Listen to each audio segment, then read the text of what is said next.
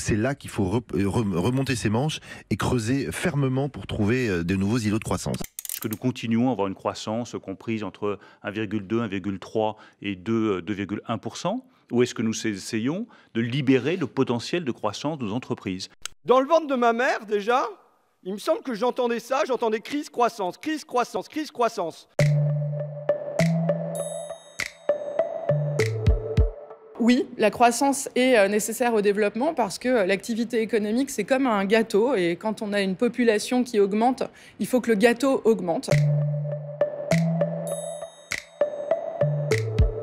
Mais il y a des régimes de croissance qui sont insoutenables, tels que le régime de croissance dans lequel on est aujourd'hui et qui a des effets sur notre planète qui sont absolument désastreux. Il y a des historiens de l'économie qui nous montrent que depuis la nuit des temps jusqu'à la révolution industrielle, on a une croissance quasiment nulle. C'est-à-dire que, en réalité, la population augmentait, mais le gâteau n'augmentait pas, voire augmentait un peu moins que la population, ou à peu près au même niveau. Par exemple, en France, on a les chiffres entre 1200 et 1800. La croissance du PIB par tête français est de 30% en 600 ans. Ce qu'on est capable de faire aujourd'hui en 15 ans environ. C'est absolument nécessaire pour que le niveau de vie augmente. Et eh bien, à partir de la révolution industrielle, en réalité, le niveau de vie de la population a augmenté.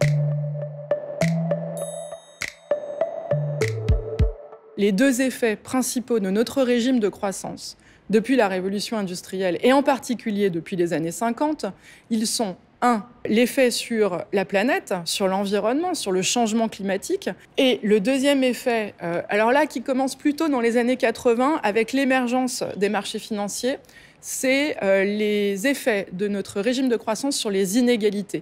Et aujourd'hui, les chiffres qui ont été reconstitués par Thomas Piketty dans la suite des travaux très importants de Atkinson, c'est qu'on sait aujourd'hui que dans nos économies, on a retrouvé le niveau d'inégalité de la fin du 19e siècle. Et ça, c'est absolument dramatique, puisque si on a de la croissance, c'est pour améliorer le niveau de vie de la population. Or, il y a certaines populations qui ont bénéficié bien plus de la croissance que d'autres.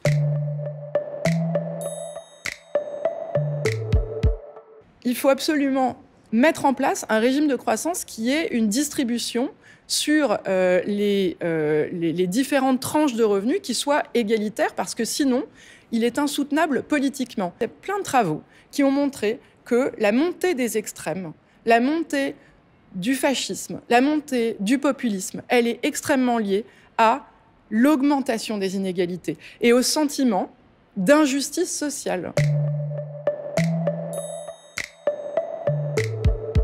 La première solution, c'est Nordhaus, donc le fameux prix Nobel de 2018, qui nous dit, pour changer les comportements et pour adopter un régime de croissance qui n'a pas d'effet sur la planète, il faut mettre en place une taxe carbone. Et il faut la mettre dans tous les pays simultanément. On va en réalité taxer plus les activités qui sont consommatrices et productrices de carbone. Et quelle est la solution aux inégalités? C'est justement d'essayer d'opérer un autre type de distribution, par un système de fiscalité qui permette de redistribuer justement les gains des plus riches vers les populations les plus pauvres. Sur le gâteau qui devrait augmenter au fur et à mesure de la population, si vous avez de la décroissance, les parts vont diminuer. Et ce qu'on a compris en réalité, c'est qu'en plus, les parts ne diminuent pas de la même façon pour les différentes populations. Et si vous êtes propriétaire des ressources limitées, si vous êtes propriétaire de la terre et du capital, en réalité, vos revenus peuvent augmenter, alors que si vous n'êtes pas propriétaire, si vous êtes ouvrier ou fermier, vos revenus vont se réduire.